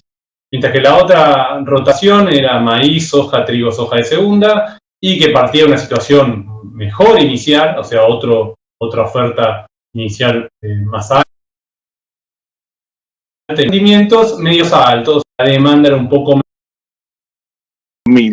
El foco era nitrógeno, y en realidad le estábamos perdiendo el foco a ese cimiento de fósforo, ¿no? Si no tenés ese fósforo, no captás la respuesta a nitrógeno. Y como vos bien estás marcando, fíjate que en los sitios de baja a media fertilidad inicial equiparan el nitrógeno, y es más, en los sitios de alta fertilidad inicial lo supera al nitrógeno, ¿no? Por muy poquito, pero lo supera. Así que bueno, sí, es un buen punto ese que estás marcando, Nahuel. ¿Cómo Bien. sigue la historia? Sí, cómo sigue, vamos a ver. ¿Qué podemos esperar de un buen menú? Lo que veíamos, recuerden que para dos sitios contrastantes, el primero, superior, de baja fertilidad inicial, pero de alta demanda, veíamos los aportes de nitrógeno y fósforo parecidos en ese sentido, y eso nos comentaba también en el caso Fernando, de que esto se está viendo en algunas zonas, sobre todo en zonas en las cuales tenemos una baja disponibilidad hídrica durante el invierno, y en un sitio de una fertilidad inicial obviamente mayor, y rendimientos o demanda un poco menor que la anterior secuencia y sitio de cultivo, teníamos obviamente aportes, no para nada despreciables, pero de menor magnitud, tanto de nitrógeno como de fósforo, para el cierre de esa brecha de rendimiento. También durante la presentación hablamos de el plus que nos puede dar el azufre, y en este caso también tenemos ese aporte, tanto del 5 o de un 13%, y cuando pensamos en esa nutrición balanceada que integra esa bala de plata de nitrógeno, los cimientos de fósforo y el plus del azufre, nos vamos a valores de cerca del 40 y pico, 58% obviamente en este caso de sitio, y en el otro del 39% de aporte al cierre de esa brecha. Cuando hacemos ese doble plus, o eso, el aporte que nos pueden realizar, como les comentaba Fernando, los micronutrientes, eso que hablábamos de la ley del mínimo, estamos hablando de que ya vamos a más del 60% de aporte de cierre de esa brecha, y de un 43% para un sitio de, recuerden, inicialmente tuvo una mejor fertilidad. En síntesis, con esto, y antes de ir a las preguntas, lo que queríamos también es mencionarle de que Mirta en el inicio de la presentación les mostraba que más o menos el aporte de la nutrición era un 50%, las porciones de alimentos, al cierre de brechas, y fíjense que con más o menos, obviamente con variabilidad según los sitios, las historias y los potenciales, estamos hablando desde un 43 a un 62% de aporte de la nutrición. Entonces, bueno, con esto cerraríamos la parte de la presentación, Mirta, Fernando, y empezaríamos con las preguntas, que sabemos que hay varias, y trataremos de en estos 20 o 30 minutos que nos quedan poder dar respuesta a la mayor cantidad posible. Bueno, excelente. Muchísimas gracias, Nahuel, Fernando. La verdad, excelente todo el menú que nos presentaron. La verdad que hay para poder hacer muchas cosas en trigo en esta campaña, y aprendemos un montón con ustedes. Así que muchísimas gracias por estas presentaciones. Como bien dijiste, hay muchas preguntas. Vamos a tratar de responder todos, pero si nos quedamos sin tiempo, yo les comento que van a responder en el chat, van a quedar las respuestas de estas preguntas, por si no llegamos, porque realmente hay varias. Pasamos rápidamente a la primera, que dice, bueno, hola, buen día. ¿Qué es lo más temprano que puedo aplicar el GUAN a mi trigo una vez emergido?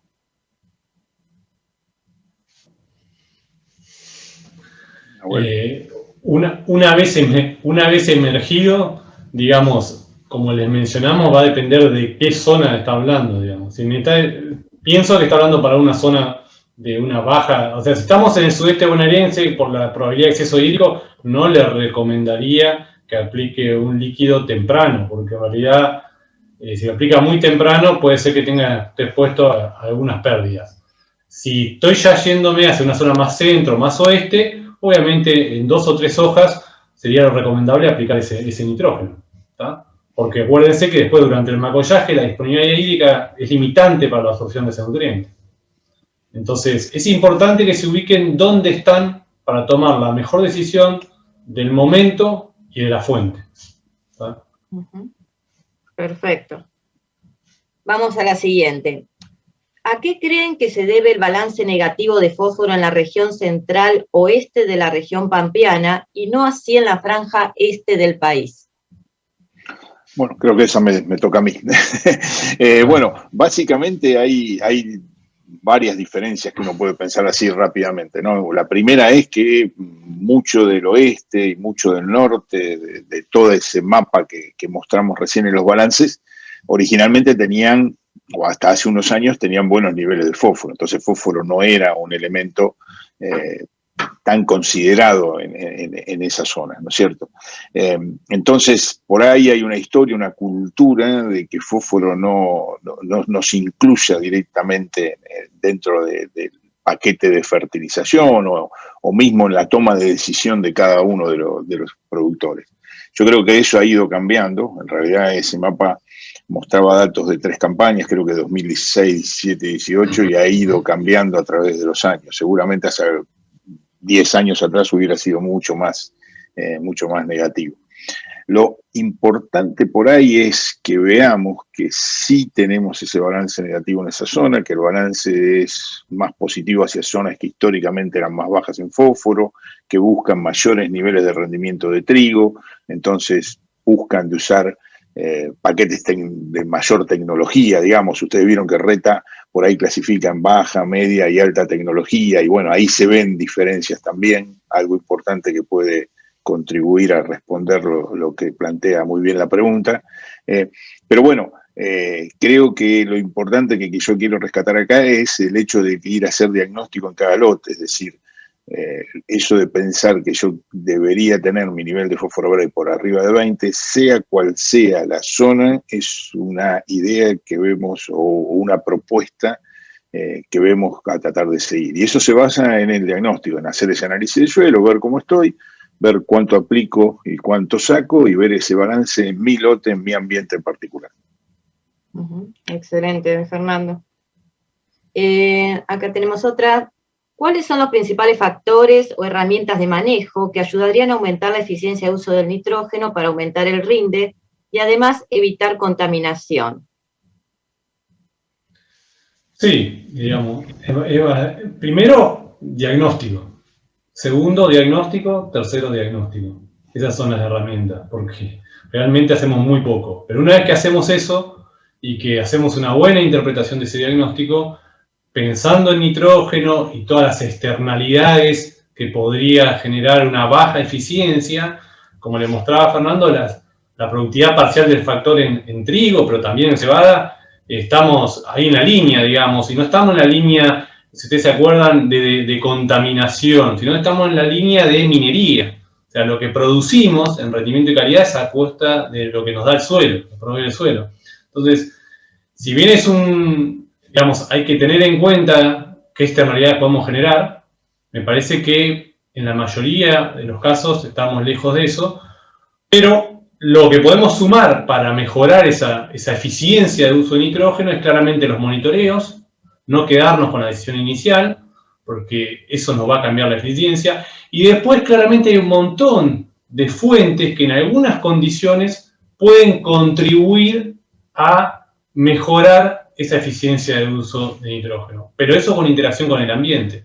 No es lo mismo pensar en el sudeste que pensar en Villegas, que pensar en una secuencia de cultivo determinada, de gramínea sobre gramínea o de leguminosa sobre gramínea.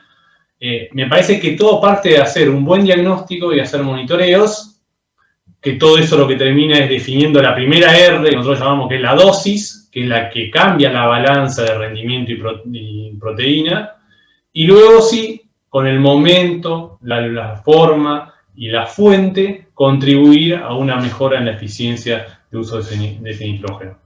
Siempre y cuando manejemos bien también fósforo por la importancia en la construcción de ese cultivo y por la importancia en la interacción con nitrógeno y lo mismo con los otros nutrientes. ¿Ah? Sí. Sí, por ahí, Nahuel, solo para ampliar un poco más de esto, Mirta, Sí, sí. que me parece interesante. Es muy buena la pregunta y me parece que es el foco que tiene que poner la agenda verde, ¿no? La que está planteando justamente todo este programa de Profertil. Obviamente, como les decía Nahuel, todo lo que contribuya a ser más eficiente el manejo del cultivo va a contribuir a que el kilo de nitrógeno del suelo, el kilo de nitrógeno que apliquemos, sea más eficiente también. Es decir, la buena elección de la variedad, la fecha de siembra, etcétera, etcétera, son tan significativos para construir eficiencia de uso de nitrógeno. Ahora, a nivel mundial, todos los estudios muestran que el punto clave para reducir esas externalidades que decía Nahuel es la dosis. Y la dosis la define, yo enfatizando lo que decía Nahuel recién, el diagnóstico. Es decir, si yo sé o sincronizo oferta y demanda en cantidad, ya di un paso enorme. Por supuesto, el lugar, el momento, el producto eventualmente que yo use va a intervenir también, pero a nivel mundial siempre lo que vemos de problemas de externalidades son fundamentalmente errores en la dosis, sea por impacto de contaminación, por excesos, o un poco lo que lo marcaba Nahuel recién, en nuestro caso muchas veces degradación del recurso suelo, que es que seguimos haciendo, entre comillas, minería, ¿no? Exacto. Muy bueno. Bueno, acá seguimos. Dice, ¿el valor de NAN varía por zona? ¿Cuál sería un buen valor y un valor bajo para la zona oeste en Pehuajó? Sí, digamos, el valor de NAN refleja la historia de uso y de manejo de un suelo. O sea que, como ustedes, para llevarlo, para hacerlo gráficamente, es tan variable o más variable que los valores de materia orgánica que ustedes puedan tener en una zona o en un ambiente dentro de un lote en particular. Entonces, es muy difícil darle un valor promedio para una región, porque tendría que ser la misma simplificación que fuera para materia orgánica. No obstante, obviamente lo que uno espera es que se hacia el oeste, y lo que se ve es que los valores medios son menores que para la zona sudeste, que son más ricos también en materia orgánica y por lo tanto en pools orgánicos lábiles de nitrógeno y de otros. Para no esquivarle a la pregunta, en el oeste, si ustedes tienen un lote de 50, 60 ppm de NAN medido 0,20 centímetros, sería un lote indicaría ese valor que tiene una buena calidad edáfica. Mientras que si tienen lotes de 20, 25, 30, bueno, ese lote probablemente por mineralización, en un año normal, esté aportando poco nitrógeno, y eso va a condicionar un poco sus modelos de diagnóstico si no contemplan esa menor mineralización del suelo. ¿Tá? Pero eso sería más o menos lógica. Lo importante de todo esto es medirlo en algún lote en particular para saber realmente dónde están parados. Y esta medición, agrego, ¿se debe hacer todos los años? ¿En qué periodicidad como para tener un valor de NAN? Sí, sí, perfecto, Mirta. Buena la acotación y la repregunta. En general lo que nosotros recomendamos, como es un parámetro, si bien es sensible, relativamente estable en el tiempo, porque uno de un año a otro no va a cambiar su sistema de producción, en general lo que recomendamos es cada 3, 4 años volver a chequear para ver, bueno, cuál es la tendencia de ese pool y en general de la calidad o para dónde va la salud de mi suelo. Digamos, ¿no? Pero cada 3, 4 años es lo recomendable el monitoreo de NAN. Empezar haciéndolo por lotes que son distintos, que ustedes saben que se comportan distintos, como para tener valores orientativos. Y es la misma muestra de suelo, o sea, la misma muestra que nosotros sacamos para hacer el análisis anual o presiembra, eso se puede utilizar para hacer el NAN. Sí, eso es lo otro. Uno puede tomar la muestra, por un lado, en cualquier época del año, cuando le quede más cómodo, y con los mismos cuidados que toma para fósforo, para nitrógeno, nitrato y demás. Y de vuelta 0,20 centímetros sería la profundidad, dado que otras profundidades no mejoran las estimaciones. Perfecto. Vamos con otra pregunta que dice, en trigo, ¿los niveles de nitrógeno definen gluten, la fuerza panadera, el W, y peso hectolítrico? Pero ¿cuál es la pregunta? ¿O será una pregunta eso? ¿Definen eso? Se olvidó de poner... Sí, en general lo que se ve es, a ver, la calidad panadera está más asociada a la variedad, ¿tá? Más asociada a la variedad. Uno con nitrógeno, en general lo que va a producir es cambios en los niveles de proteína, ¿tá? Eso es lo que va a generar. ¿Puede haber algún cambio en esos parámetros por fertilización nitrogenada? Hay unos trabajos ya hace varios años que hicieron acá en el grupo de relación con suelo cultivo, Lalo, Echeverría, Hernán, Pablo, todos los del equipo han hecho, y generalmente lo que se veía los cambios en proteína, algo veía en W, en gluten sí, porque el gluten es proteína, pero algo más lo que tiene que ver con parámetros o propiedades rheológicas de las masas, se llama, está más asociado en general a la selección de una determinada variedad, que más que nada a lo que yo pueda generar con mi manejo de nitrógeno. ¿Tá? La proteína sí, el resto es más genético. Claro, perfecto. Acá hay otra que dice, Nahuel, ¿el NAN no formaría parte del modelo ajustado nitrógeno disponible versus rendimiento, utilizando en presiembra para definir la dosis de nitrógeno a aplicar? Es decir, ese modelo que usamos para definir dosis de nitrógeno ya asume que ese NAN existe. ¿Cómo deberíamos utilizar el valor diagnóstico de NAN para ajustar la oferta?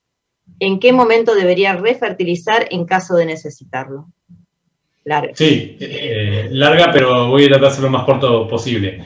Sí, el modelo, nosotros lo llamamos simplificado, pero es el modelo más difundido, que solamente mide nitrato en presiembra, ya asume un valor determinado de mineralización.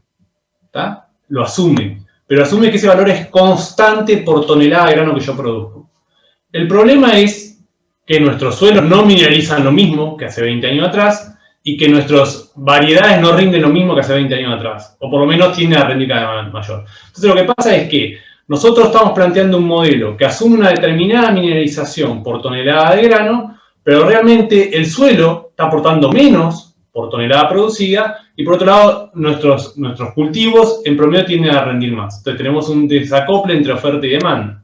Si eso no lo ajustamos, en NAN lo que trata de decir, bueno, ¿realmente está mineralizando lo que asume el modelo o es mayor o menor a esa media? Esa es la pregunta que nosotros queremos.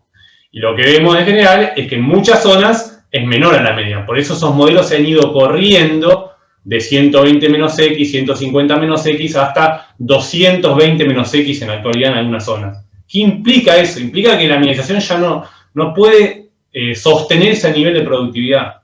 Por eso usamos NAN. Las refertilizaciones va a depender de eso que les mostramos. Si estamos pensando en Villegas, y vamos a estar muy complicados si nos regamos para hacer una refertilización muy tarde, porque no tenemos agua, principal limitante para la eficiencia de uso que tanto hablamos de nitrógeno. Ahora, si estamos acá en el sudeste bonaerense, nosotros hemos visto en muchos años aplicaciones hasta en hoja bandera, de urea o cualquier otro sólido, con muy buenas respuestas. O sea que la ventana la tenemos siempre y cuando tengamos agua. O sea que refertilizar, para construir ese rendimiento y proteína, tenemos tiempo en ambiente en el cual tengamos agua. ¿Ah? En cuanto al resumen de cómo se calcula la dosis con o sin NAN, bueno, pueden acceder a la página web del laboratorio Fertilab, o me escriben un mail, yo les mando un ejemplo de recomendación, pero si googlean hay mucha información y ejemplos que hemos dado con Fernando en otras reuniones de cómo se hace el cálculo paso a paso. ¿Tá? Pero lo importante es, no es constante la mineralización, es algo obvio. Bueno, empecemos a mirar a nuestro modelo de diagnóstico. Perfecto. Acá tenemos otra, dice, viendo que no solo tengo que concentrar la aplicación de nitrógeno en la demanda del rendimiento, sino que también en la proteína, ¿cómo defino la dosis? Un poquito de esto, ¿no? Sí, digamos, el paso a paso lo pueden ver en su ejemplo, o me escriben y les mando el ejemplo, pero la idea es, no es lo mismo producir 5 toneladas de cebada con 8% de proteína 9 que 5 toneladas de cebada con 12% de proteína. La demanda, los kilos de N que voy a necesitar que ingresen a esa planta van a ser totalmente distintos. Por lo tanto, los kilos de N que voy a necesitar que haya en el sistema dando vuelta, que vengan del nitrato inicial, de la mineralización, del antecesor o no, y del fertilizante van a ser distintos. Es así, la demanda me va a cambiar en función no solo del rendimiento, sino también de la calidad de esa que quiero lograr. Entonces, lo que diría es, usted hace una recomendación de 5.000 kilos con una proteína promedio. El tema es que esa proteína promedio la voy a lograr en función más que nada de ¿qué? De que el suelo mineralice lo que yo pienso que mineraliza según lo que dicen los modelos. Si no, es muy probable, en un año bueno, ¿qué pasa? Fija granos, diluyo proteína. Digamos, no es mucha vuelta al respecto, digamos. El cultivo es más inteligente que nosotros. ¿Ah? Fer, no sé si querés comentar algo más. Sí, no, nomás para enfatizar eso, Nahuel.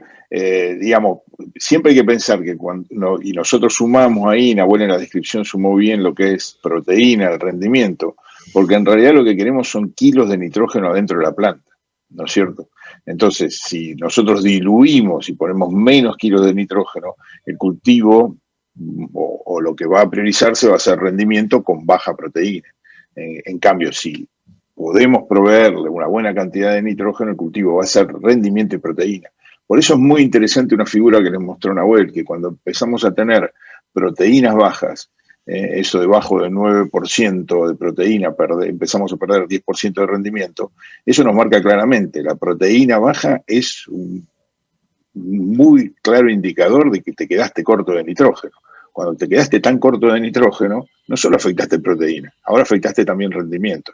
Entonces, por eso la propuesta o esos kilos que Nahuel nos propone de nitrógeno por tonelada de grano incluyen cuál debe ser el porcentaje de proteína, ¿sí? Tal cual. Bueno, acá tenemos otra que dice, bueno, buen día, ¿tienen datos de inoculación en trigo con Azospirillum? Ya que está demostrado que aporta nitrógeno mediante fijación. Sí, a ver, te tomo eso, sí, te dejo descansar un ratito, Sí. Nahuel. Sí. Bueno, Azospirillum es un fijador libre de nitrógeno que se puede encontrar en la rizosfera de gramíneas, principalmente en las gramíneas carbono 4, como maíz y algunas tropicales. También se puede observar en carbono 3, como es el caso de trigo y de cebada. Justamente ayer, ahora va a ser, lo dejamos marcado, miércoles 19 de mayo, tuvimos en el Simposio de Fertilidad 2021 una presentación de biológicos y bioestimulantes en la cual Martín Díaz Solita nos mostraba claramente las ventajas que podía llegar a tener el uso de Azospirillum, una de cuyas ventajas es la fijación libre, como le decíamos recién, pero que también funciona como promotor de crecimiento en general. En realidad está incluido dentro del grupo que se llaman PGPR, es decir, bacterias promotoras del crecimiento de las plantas. No es solamente la capacidad de fijar nitrógeno del suelo. Y bueno, él nos mostraba con incrementos de rendimiento, si mal no recuerdo, como hasta de un 8%.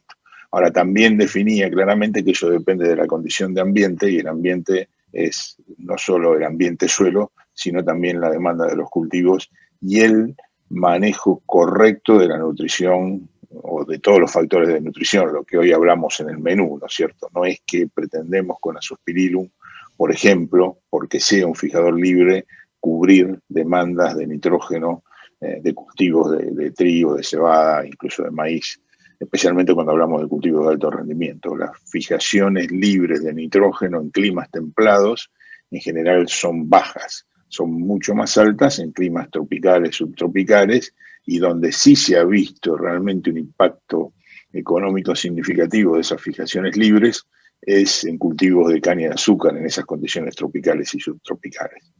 Creo que es una buena alternativa, como para ir cerrando, perdón lo largo, creo que es una buena alternativa como para sumar esos promotores de crecimiento, si ustedes quieren, en un esquema de un buen manejo del cultivo, buen manejo de la nutrición, y sumarle, si quieren, este sería el segundo café, tal vez, a este menú que habíamos propuesto. Sí, y si están más interesados, acá mismo en la página de Agroconsultas está todo el simposio y están todas las charlas, así que para ampliar pueden, esa es la gran ventaja de esta virtualidad, ¿no? De tener grabadas las charlas y poder verlas en cualquier momento, así que también pueden verla y ampliar esta temática. Estuvo muy buena, la verdad que estuvo muy bueno el simposio de fertilidad. Vamos a otra pregunta que dice, ¿a qué puede deberse la diferencia en las respuestas de zinc que es mayor en cebada que en trigo, en el gráfico que mostraron de Gustavo Ferraris. ¿Son sitios diferentes? ¿Qué tan repetibles son esas diferencias de 300 kilos por hectárea por aplicación de zinc en trigo, en suelos con menos de 1 parte por millón de zinc y bien nutridos en el resto de los nutrientes? Sí, está. Muchas gracias. Todas estas preguntas, la verdad, son muy buenas. Esta muy interesante y muy buena también. Ahí lo que tienen que tener en cuenta es que sí, son sitios distintos. La localidad es Pergamino, pero eran sitios, ya nomás de que sean lotes distintos, ya se convierten en sitios distintos, ¿no es cierto? Por la historia del lote, etcétera, etcétera. Lo que creo que es importante es lo que marcaba la pregunta.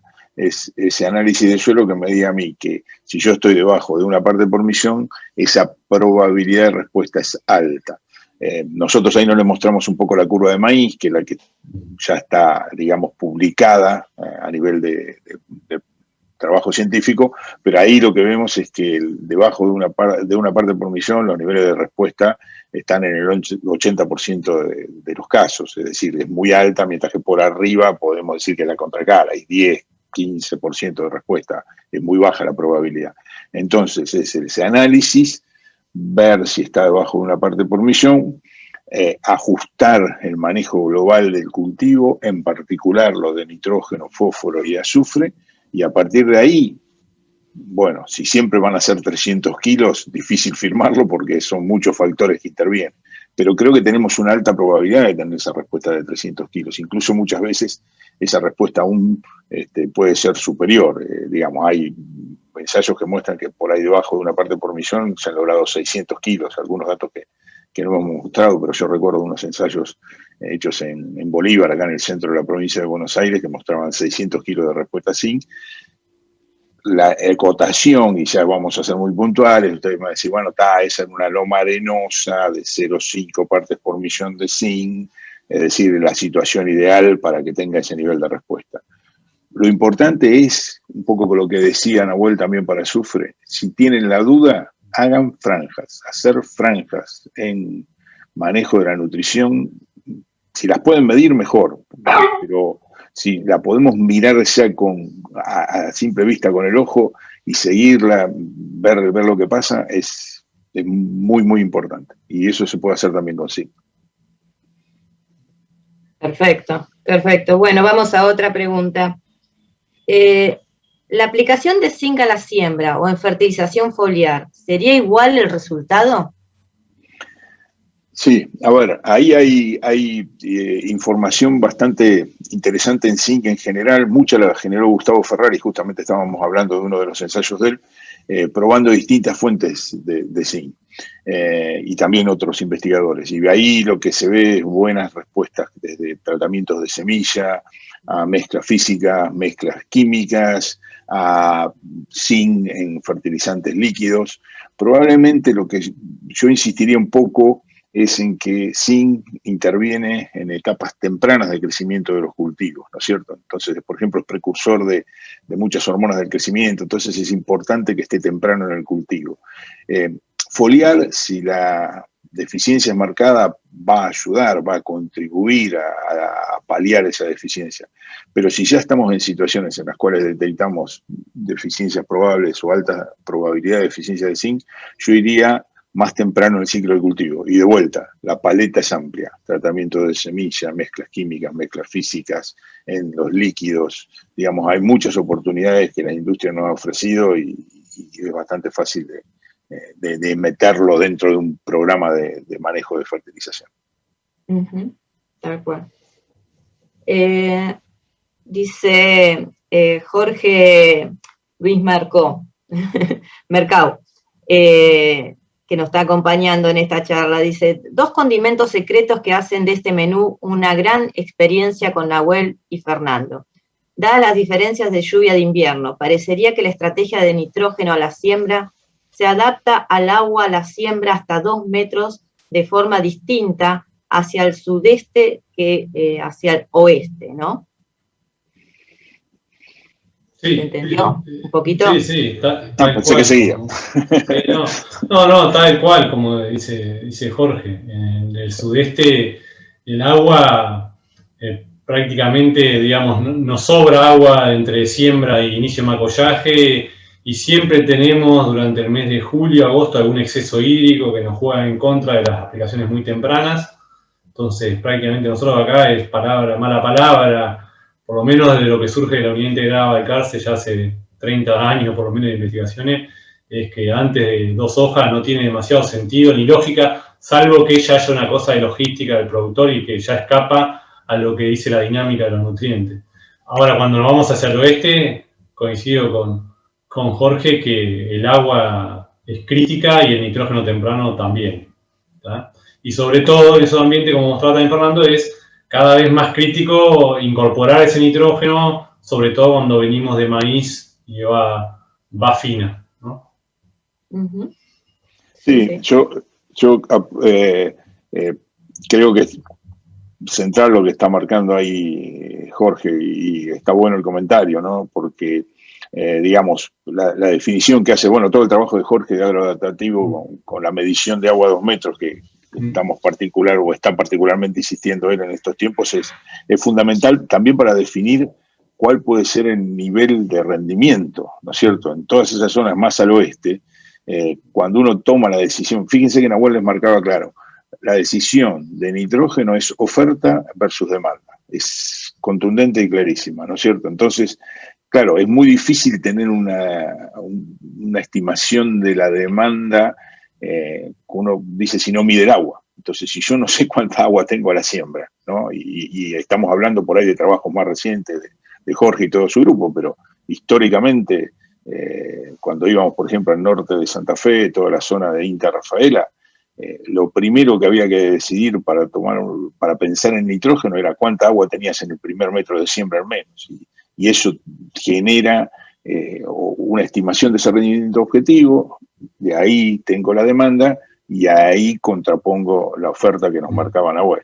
Así que sí, agradecemos el comentario Jorge porque es fundamental. Y la época de aplicación, bueno, no vamos a repetir todo lo que ya nos explicó Nahuel.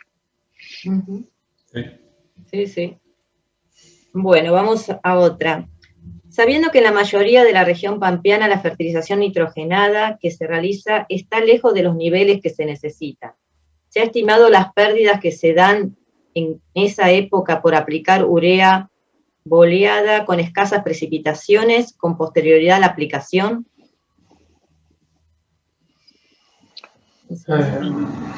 Por aplicar urea boleada. Yo no sé si personalmente no estoy entendiendo bien la pregunta, es decir, si ¿será las pérdidas menos, por volatilización, por aplicación de urea en superficie? ¿Debe ser apuntando a eso? Sí, pues, si es por eso, a ver, si es por aplicaciones, digamos, las pérdidas, a ver, me parece que, trato de interpretar lo que quiso preguntar, ¿no? Si es porque, obviamente, la mayoría de las aplicaciones se hacen al voleo anticipadas, en fina, en la región núcleo, si vamos a esa zona, ¿qué pérdidas podemos tener? Digamos, lo que se ha medido de pérdidas por volatilización, por la temperatura que hay en esa época, es muy baja, digamos. De vuelta, me parece que lo que más va a condicionar la construcción de ese rendimiento y la calidad en fina es la dosis y cómo definir esa dosis. Sumando todo esto que decía Fernando, digamos, clave el agua para definir demanda, porque es lo que me tracciona la dosis. Luego, puedo perder un poquito más, un poquito menos, según la fuente y la forma de aplicación. Pero la vara de plata para nitrógeno es la dosis, es la cantidad. Entonces, y más que nada pensando en cultivos de invierno. Vamos a cultivo de verano, la volatilización en esos ambientes, ruta 5 para el norte, como siempre dice Fernando, bueno, puede tener otra implicancia desde el punto de vista de la eficiencia. Pero yo les diría que lo que es fina, traten de hacer los mejores diagnósticos posibles, y muy bueno lo que comentó Jorge, traten de usar todas las herramientas para fijar y definir la demanda, que es la que me determina las necesidades.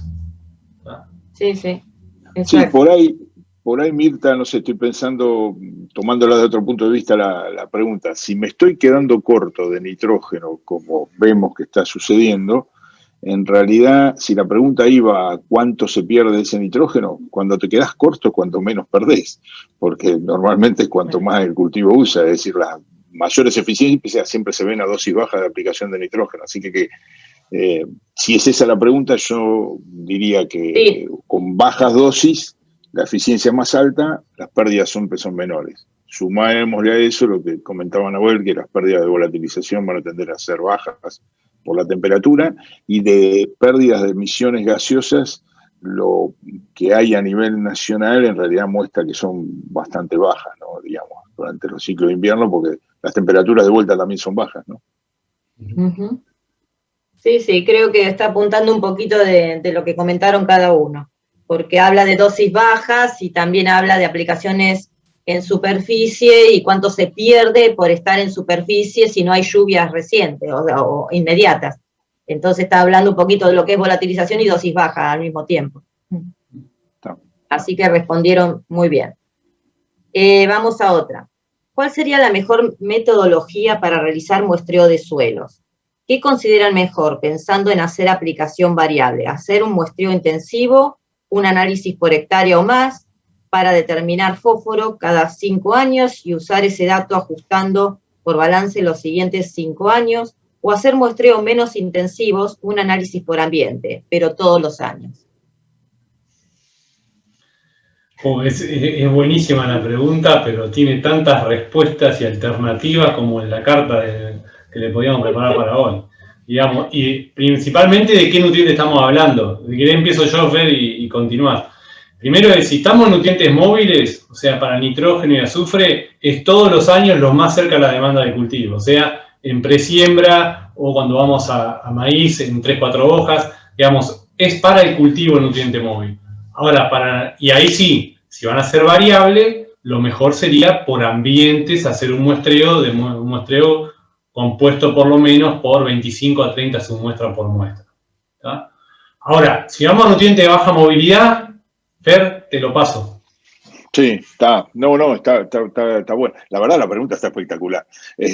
Muy buena y es la que uno tiene que enfrentar casi cuando está en cada lugar, ¿no? Porque como dicen, bueno, esto tiene mil respuestas distintas. Yo creo que, por ejemplo, si uno lo traslada más hacia nutrientes de menor movilidad, como es el caso de fósforo, probablemente habrá que ver un poquito cuál es la zona para ver el tipo de variabilidad que podemos esperar. En el caso de fósforo es importante saber cuáles fueron las historias de fertilización anteriores, porque también eso genera muchísima variabilidad espacial en los niveles de fósforo. Obviamente, y podemos recurrir, Mirta, otra vez a la biblioteca con el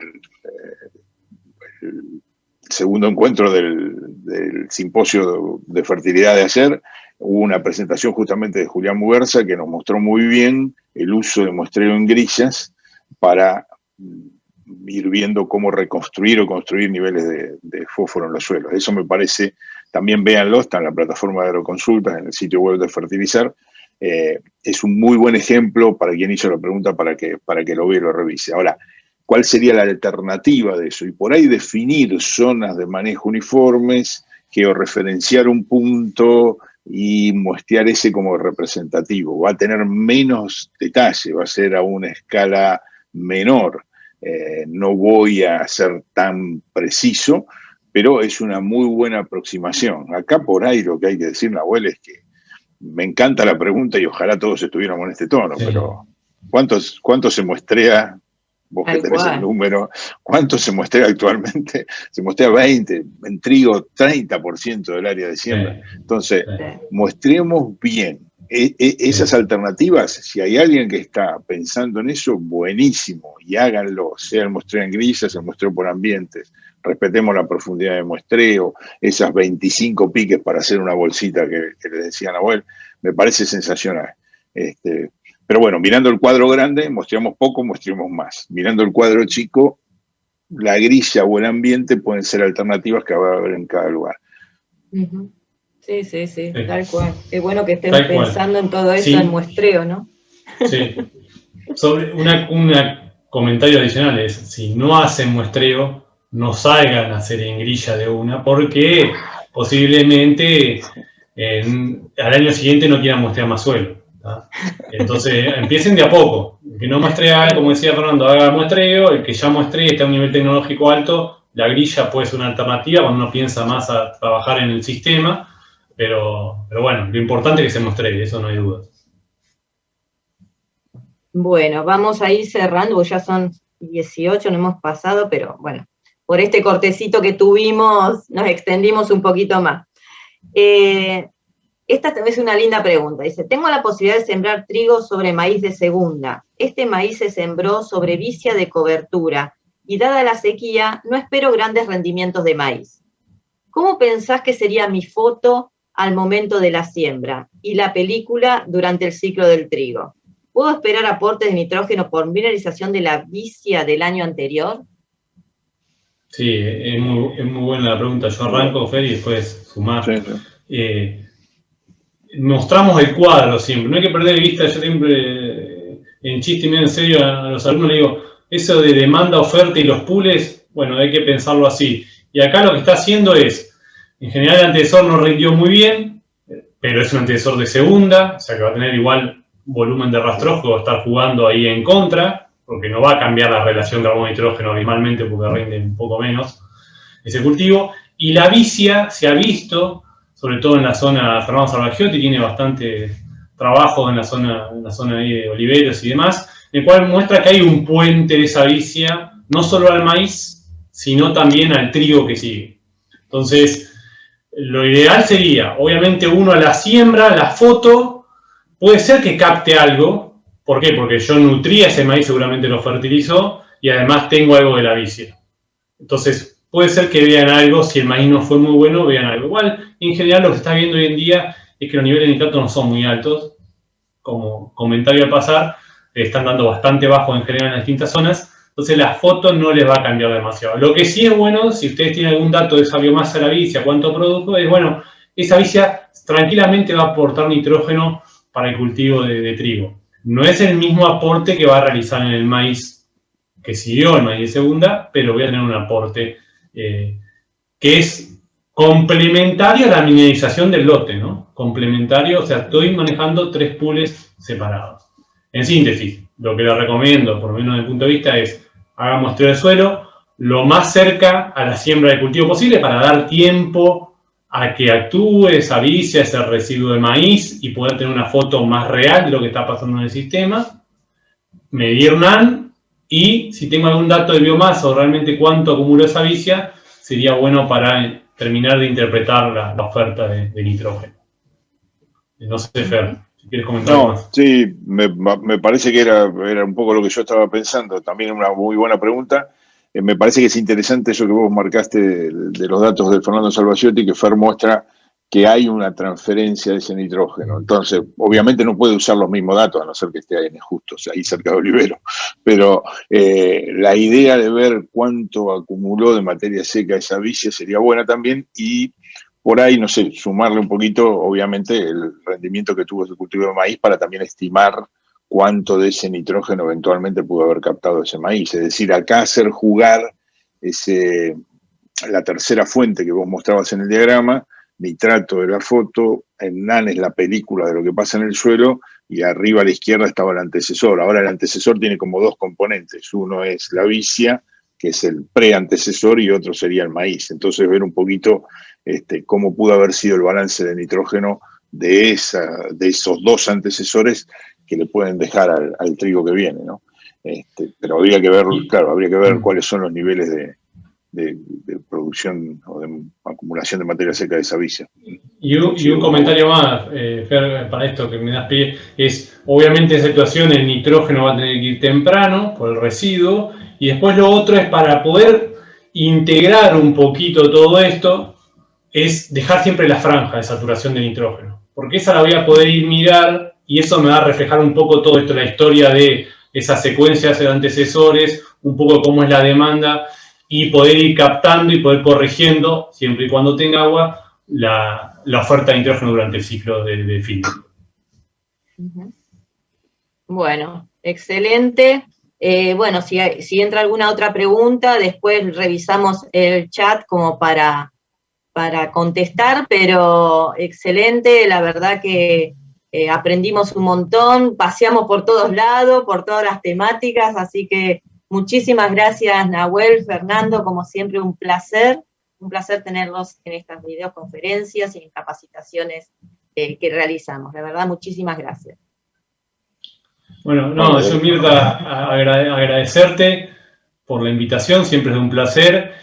y no está de más siempre mencionar el aporte que hace Profertil a toda nuestra línea de investigación, no desde que yo formo parte del grupo, sino hace más de 30 años, independientemente de que se pruebe en un producto, sino aporte a la generación y transferencia de conocimiento, que eso me parece que es clave. Así que, por medio tuyo, a todo el equipo de Profertil, el agradecimiento va por ese aporte que realizan siempre.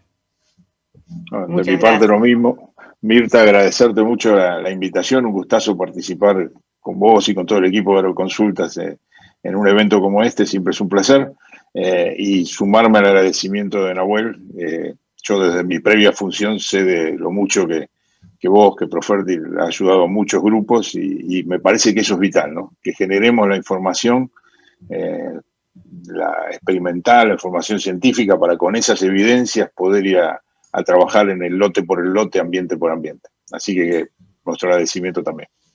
Bueno, muchas gracias, Fernando. Sí, eso es fundamental, tener datos locales, hacer ensayos y traer datos técnicos y científicos. Así que muchísimas gracias, un placer tenerlo siempre y acompañándonos. Así que bueno, cerramos este último videoconferencia de este ciclo y bueno, esperemos reencontrarnos en un próximo ciclo. Calculo que para la pre-campaña de maíz, por esos lados vamos a estar. Así que bueno, nuevamente muchísimas gracias, Nahuel, Fernando, y bueno, seguimos viéndonos y en contacto. Y gracias a los chicos de Agroconsulta que nos acompañan y son re prolijos en todo. Muchísimas gracias. Trabajar en el campo es saber que hay otros que trabajan por lo mismo. Hay tareas que implican el uso de máquinas, herramientas, manejo ganadero y productos químicos, por lo que requieren especial atención para trabajar de forma segura. En Profertil trabajamos día a día con los más altos estándares de higiene y seguridad alineados con los Objetivos de Desarrollo Sostenible de Naciones Unidas. Queremos que vos, en el campo, también lo puedas hacer para cuidar tu vida, la de tus compañeros y tu familia, desarrollando una agricultura sustentable.